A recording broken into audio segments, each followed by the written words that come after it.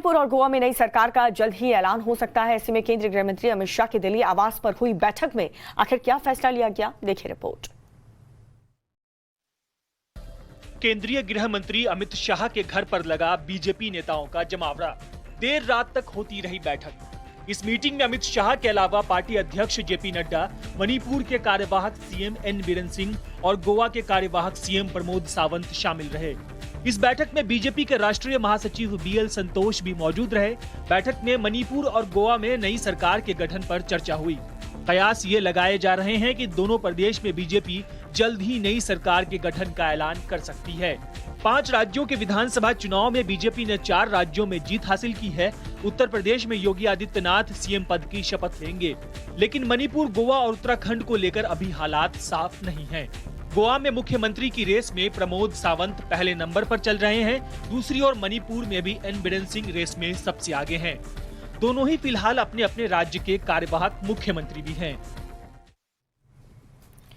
उत्तर प्रदेश में योगी आदित्यनाथ की शपथ की तारीख फिक्स है। 25 मार्च को ताजपोशी से पहले योगी आदित्यनाथ ने संघ प्रमुख मोहन भागवत से मुलाकात की है। उत्तर प्रदेश में बीजेपी की प्रचंड जीत के बाद मुख्यमंत्री की ताजपोशी की बारी है। सूबे में शपथ ग्रहण के लिए तैयारियां जोरों पर हैं। इससे पहले गोरखपुर में संघ प्रमुख मोहन भागवत से योगी आदित्यनाथ ने मुलाकात की।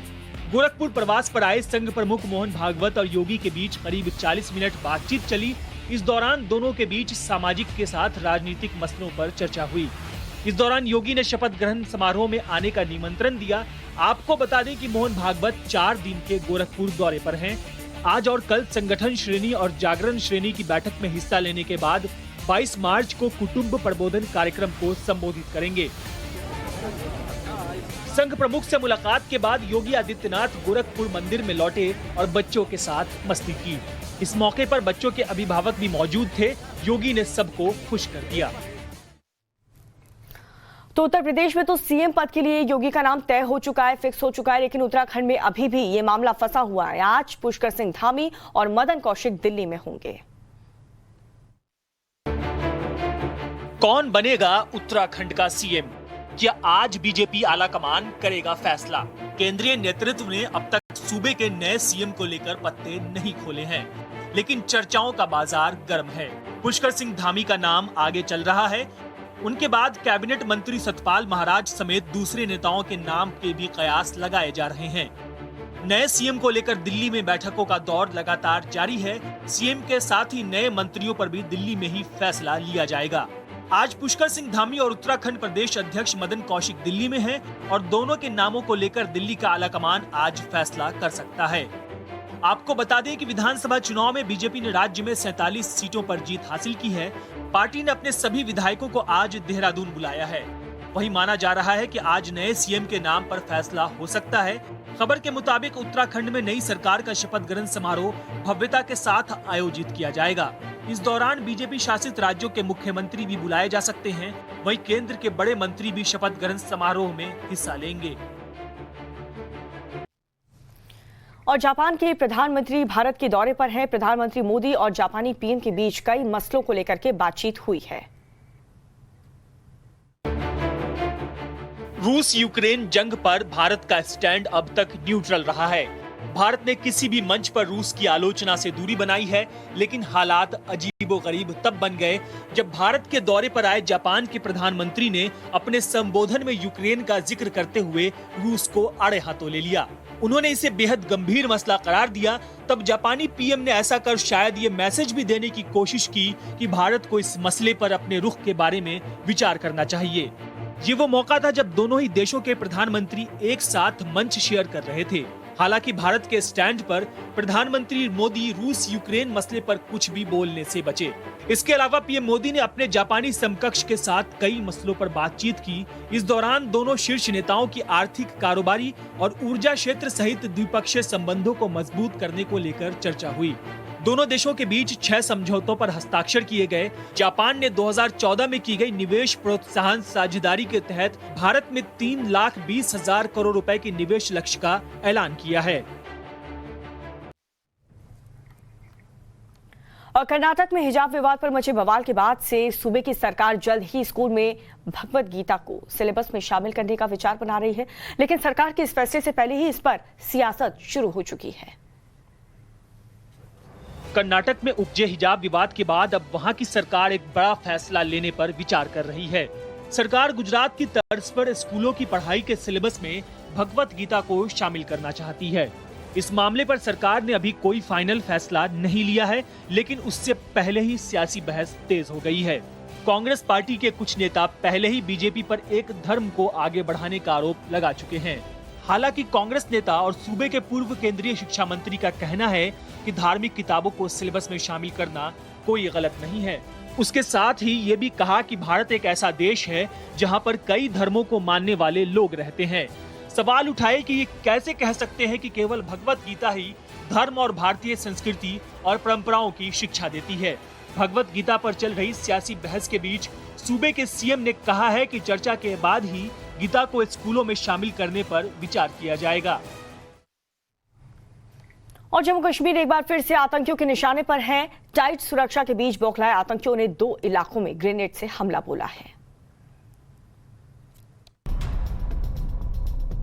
जम्मू कश्मीर में टाइट सुरक्षा के बीच आतंकी अपने दहशतगर्दाना वारदातों को अंजाम नहीं दे पा रहे हैं। नतीजा ये है कि बौखलाहट में छोटी मोटी वारदातों को अंजाम देकर वो खौफ भरना चाहते हैं। इस बार आतंकियों ने जम्मू कश्मीर के पुलवामा में नॉन कश्मीरियों को निशाना बनाया और ग्रेनेड से हमला बोला। इस हमले में उत्तर प्रदेश के बिजनौर का रहने वाला एक शख्स जख्मी हो गया, जिसे अस्पताल में भर्ती कराया गया है।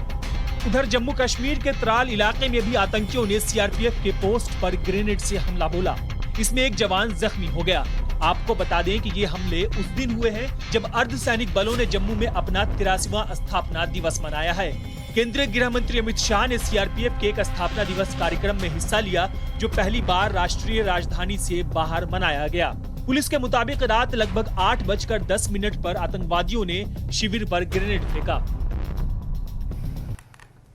और बिहार की बेतिया में पुलिस कस्टडी में मौत पर जमकर के बवाल मचा है, जहां पर गांव वालों और पुलिस आमने सामने आ गए। इस घटना में एक पुलिसकर्मी की मौत हो चुकी है तो कई लोग जख्मी हो गए हैं।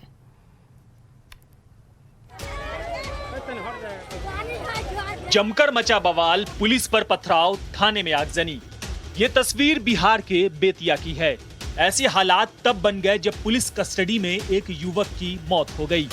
गांव के लोग आग बबूला हो गए। बलथर थाना और पुलिस की गाड़ियों में आग लगाने के बाद गांव वालों की पुलिस से आमने सामने की भिड़ंत हो गई। उग्र भीड़ की ओर से पुलिस पर पथराव और फायरिंग की गई। इसमें एक पुलिसकर्मी की मौत हो गई, जबकि ड्राइवर बुरी तरह से जख्मी हो गया। वहीं कई पुलिसकर्मी भी जख्मी हो गए हैं। सभी घायलों का इलाज बेतिया गवर्नमेंट कॉलेज में चल रहा है। इधर हंगामे को देखते हुए पूरे बलतर थाना क्षेत्र को पुलिस छावनी में तब्दील कर दिया गया है। मौके पर करीब 2000 पुलिस बल को तैनात कर दिया गया है। इलाके में तनाव का माहौल है, लोग शांत नहीं हो रहे हैं। एसपी की ओर से लोगों को शांति बनाए रखने की अपील की जा रही है। और बात पश्चिम बंगाल की। पश्चिम बंगाल में सियासी रंजिश खत्म होने का नाम नहीं ले रही है। एक बार फिर से बीजेपी सांसद पर बम से हमला किया गया है। गनीमत ये रही कि बीजेपी सांसद की जान बच गई। पश्चिम बंगाल में हाल ही में निकाय चुनाव संपन्न हुए हैं, तब भी हिंसा की खबरें रोज सुर्खियां बनी रहीं। अब ये हमला तब हुआ जब बीजेपी सांसद जगन्नाथ सरकार फिल्म द कश्मीर फाइल्स देखकर लौट रहे थे। तभी सांसद की गाड़ी पर पीछे से बम फेंका गया, लेकिन गनीमत रही कि बड़ा हादसा होने से टल गया। हमले में गाड़ी को हल्का नुकसान हुआ और बीजेपी सांसद बाल बाल बच गए।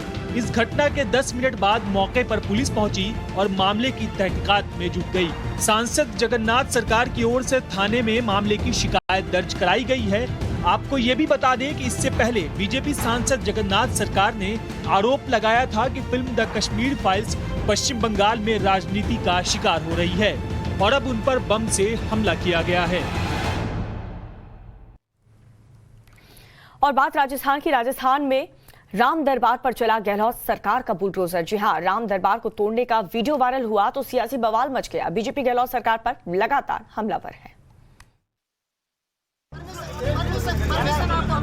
रात का खूब अंधेरा और इस अंधेरे में राजस्थान के चूरू में राम दरबार को धराशायी कर दिया गया।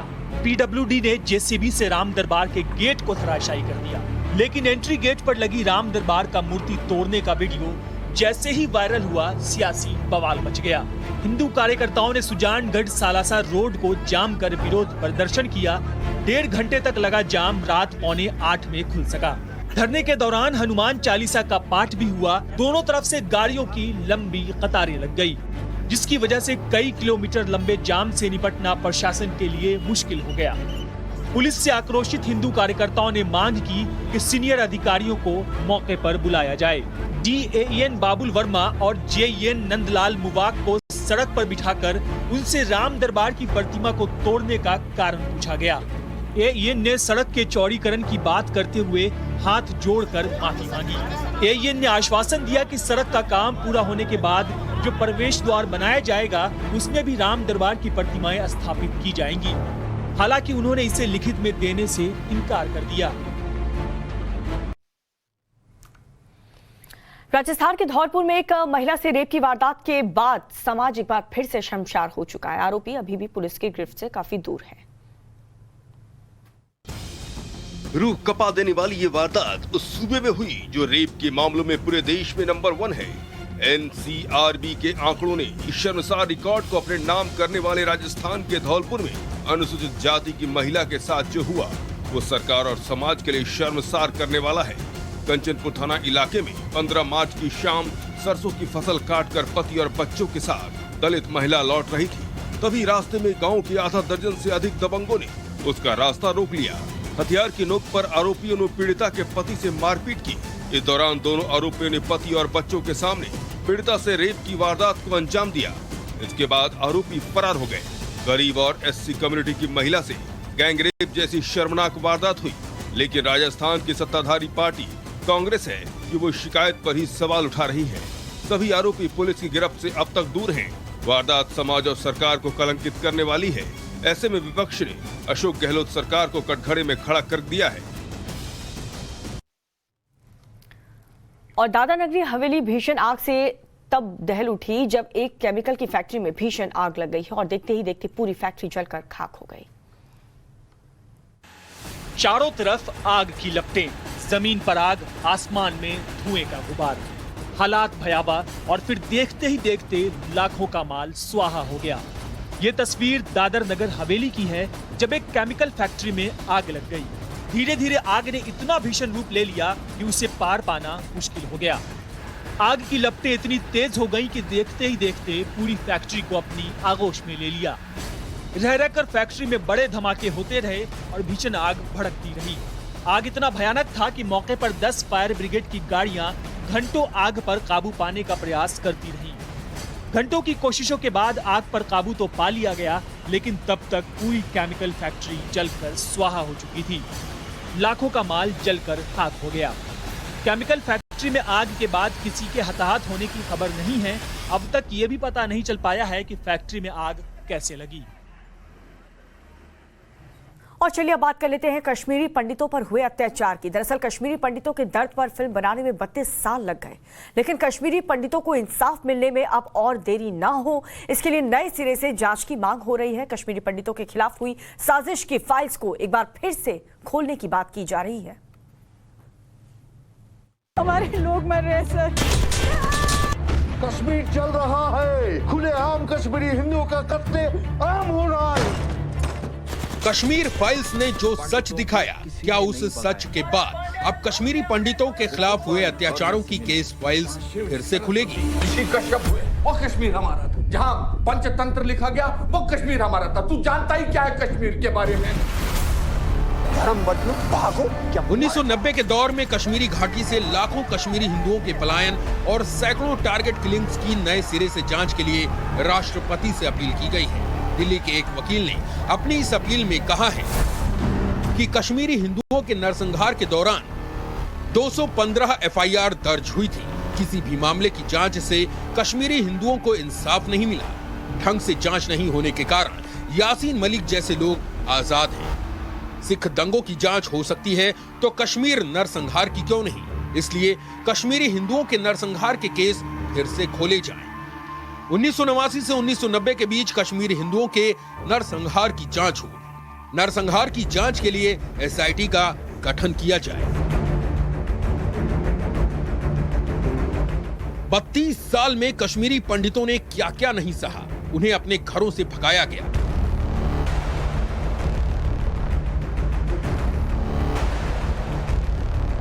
उन्हें अपनी जमीन से बेदखल किया गया। कश्मीरी पंडितों की चुन चुन कर हत्याएं हुई।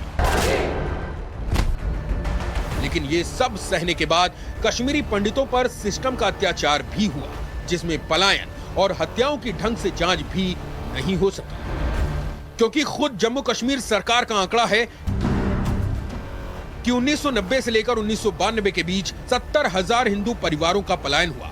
साल 1990 में 109 हिंदुओं की हत्या हुई। 700 हिंदुओं की हत्या से जुड़े 215 केस की फाइल दोबारा नहीं खोली गई।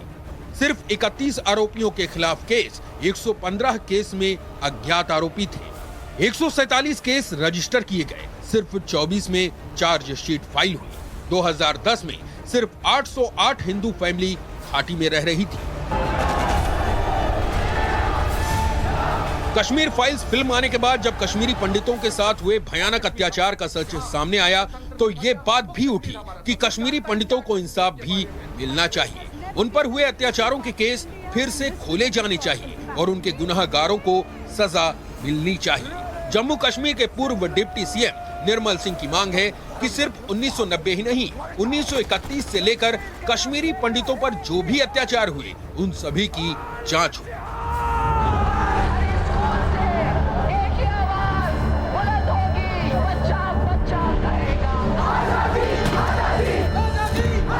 हम कहते हैं कि बिल्कुल अगर फारूक अब्दुल्ला ईमानदार हैं, अगर उमर अब्दुल्ला चाहते हैं वो इसकी भी मांग करें और एक हाई पावर जो है इंक्वायरी कमीशन हो, जिस सिटिंग जज हो और जिसके पास जो है कुल मिला के 47 से भी पहले नहीं, मैं तो कहूँगा 13 जुलाई 1931 से लेकर इंक्वायरी होनी चाहिए कि ये क्यों हुआ। जो है 4-5 बार कश्मीरी पंडितों की माइग्रेशन हुई, डिस्प्लेसमेंट हुआ, उनका जेनोसाइड हुआ है, जिसको जो है कश्मीर फाइल्स बता रही है। तो इसका पूरा इंक्वायरी होना चाहिए, हमारा भी ये मानना है। लेकिन केस फिर से खोलने और नई जांच करने की वकालत तो दूर, कश्मीर फाइल्स के सच को नापसंद करने वाली पार्टियां और नेता ये कहने में जुटे हैं कि कश्मीरी पंडितों के साथ साथ दूसरे लोगों पर भी अत्याचार हुए, इसलिए उनके बारे में भी चर्चा करनी चाहिए। जम्मू कश्मीर के पूर्व मुख्यमंत्री और कांग्रेस में G23 के नेता गुलाम नबी आजाद ने भी यही कहा है। उस वक्त दिल्ली में सरकार वीपी सिंह की थी और सपोर्टेड बाय बीजेपी थी और गवर्नर राज था वहाँ। जगमोहन जी यहाँ से भेजे गए थे और उसी पर चीफ मिनिस्टर ने इस्तीफा दिया था। तो केंद्र में VP Singh supported by BJP थी और स्टेट में उन्हीं का नुमाइंदा गवर्नर था। वहाँ के गवर्नर को हटा के नया गवर्नर भेजा था और उसी दौरान ये पलायन हुआ। कश्मीरी पंडित और हज़ारों 20 गुना 50 गुना उससे दूसरे लोग भी मारे गए हैं, उसके बारे में भी चर्चा होनी चाहिए। कौन कहता है कि कश्मीरी पंडितों के साथ जुल्म नहीं हुआ है? और लेकिन उसी तरह दूसरे लोगों जो मेजॉरिटी कम्युनिटी है वो भी कई हज़ार गुना उससे ज़्यादा मारे गए, उस पर भी जुल्म हुआ, उस पर भी चर्चा होनी चाहिए। कश्मीरी पंडितों के पलायन और नरसंहार पर जो लोग ये कहते हैं कि उस दौर में कश्मीर घाटी में दूसरे लोगों के साथ भी यही हुआ है, वो एक तरह से कश्मीरी पंडितों के उस सच को स्वीकार नहीं कर रहे हैं जो सच कश्मीर फाइल्स के जरिए 32 साल बाद पूरा देश देख रहा है। लेकिन इनके पास इस सवाल का जवाब नहीं है कि जब दूसरे लोगों के साथ भी यही हुआ तो फिर कश्मीरी पंडित ही अपना घर, अपनी जमीन छोड़ने पर मजबूर क्यों हुए। रंजीता झा के साथ bureau report, times now Navbharat. और जिस आतंक का डर दिखा करके कश्मीरी पंडितों को घाटी से भगाने पर मजबूर किया गया है, उसकी फंडिंग पर नकेल और भी ज्यादा कसती जा रही है। देखिए रिपोर्ट।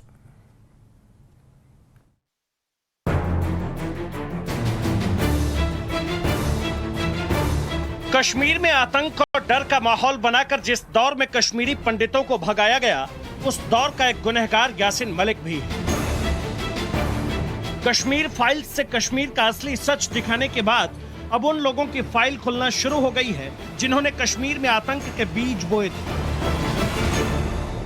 दिल्ली में एनआईए कोर्ट ने शनिवार को अलगाववादी नेता यासिन मलिक के खिलाफ यूएपीए के तहत आरोप तय करने के आदेश दिए। आपको याद दिला दें कि ये वही यासिन मलिक है जो कश्मीरी पंडितों के दर्द का गुनहगार है, जिस पर एयरफोर्स के 4 जवानों की हत्या का आरोप है, जो अलगाववादी का नकाब ओढ़कर आतंकियों का मददगार बना हुआ है, जो हाफिज सईद के भेजे पैसे से घाटी में आतंक को पालता पोसता है।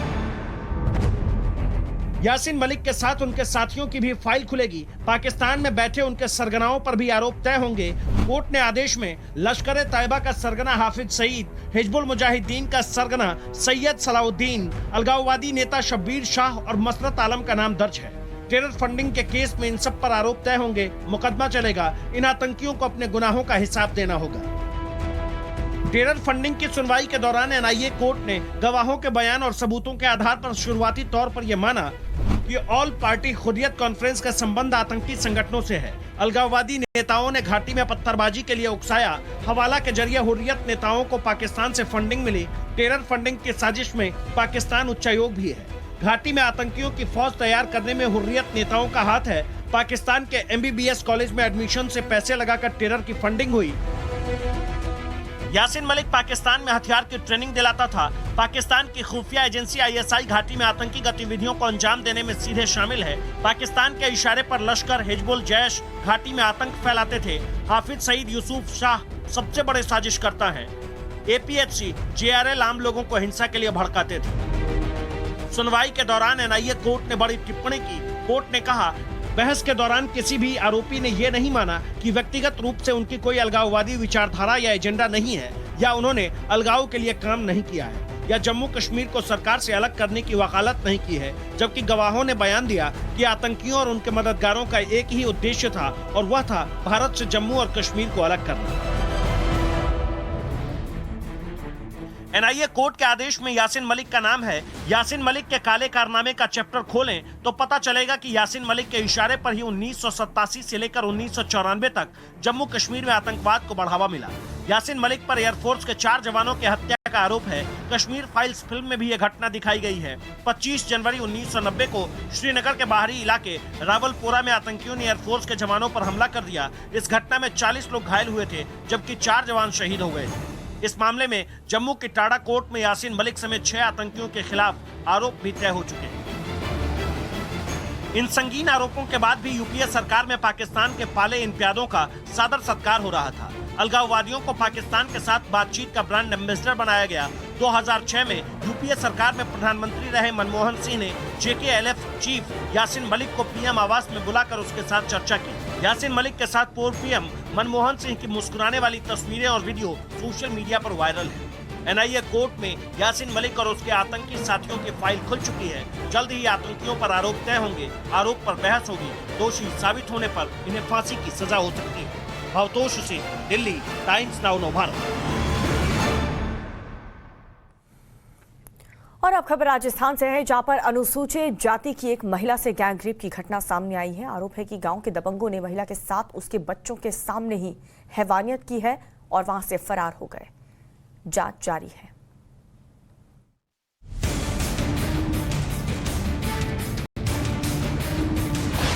राजस्थान में अनुसूचित जाति की महिला से घिनौनी वारदात।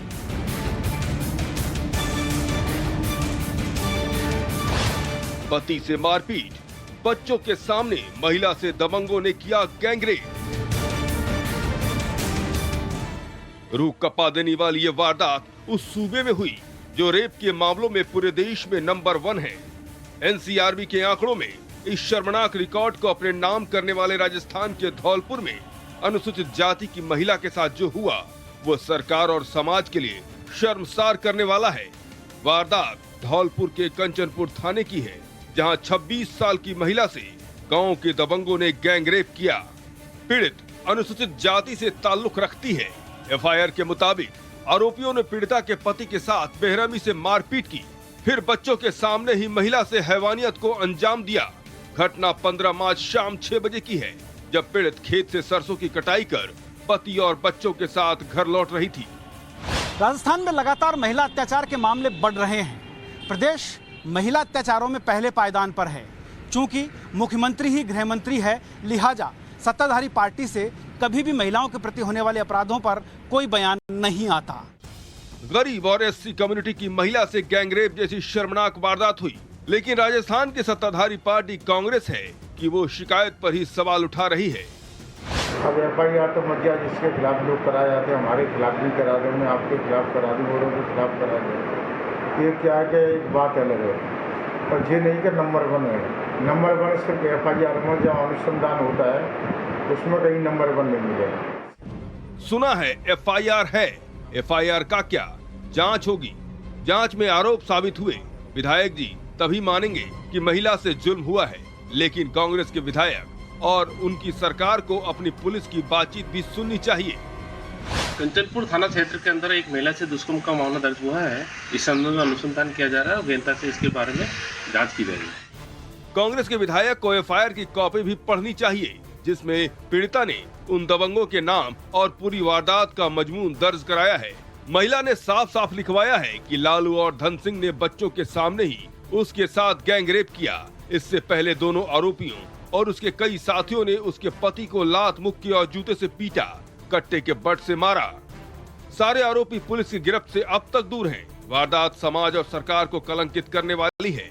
ऐसे में विपक्ष ने अशोक गहलोत सरकार को कटघरे में खड़ा किया है